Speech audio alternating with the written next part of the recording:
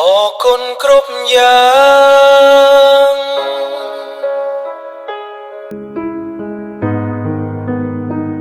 គុណធ្ងន់កូនឡ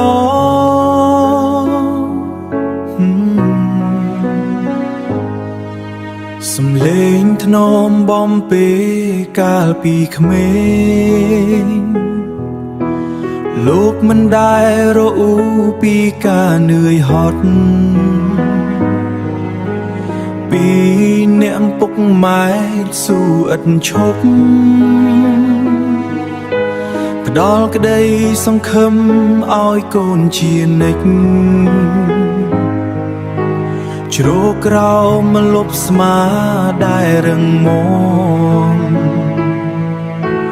រាល់ដំបូនមកនឹងពីងប្រដៅគឺជាកម្លាំងចិត្តឲ្យកូនឈានទៅក្រោមដំបូលទាំងដ៏មានសេរីសួស្តី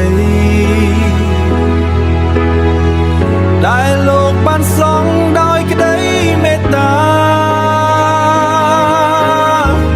កងក្តៅបំផុតគុណធ្ងន់កន្លងលើកំរិតវគួនសូមក្រាបសំពះអរគុណអស់ពីចិត្តក្តីមេត្តាលោកពិតជាមានតម្លៃកូននឹងចងចាំរាល់ការលះបង់អរគុណលោកទាំងពីរដែលស្រឡាញ់កូនស្រឡាញ់កូនឥតលក្ខខណ្ឌគុណធ្ងន់កន្លងលើអ្វីទាំងអស់រួមទាំងគ្រូបាអាចារ្យទាំងឡាយដែលបានបង្ហាត់បង្ហាញចំណេះបើភ្នែកកូនឲ្យឃើញភាពភ្លឺស្វាងផ្លូវជីវិតដែលកូនកំពុងដើរលោកគឺជាអ្នកចង្អុលបង្ហាញផ្លូវមិនថាថ្ងៃមុខនឹងទៅជាយ៉ាងណាកូនមិនភ្លេចទេប្រភពកំណើតមនោសញ្ចាយតនាដ៏ថ្លៃថ្លានេះស្ថិតក្នុងបេះដូងកូនរៀងរហូត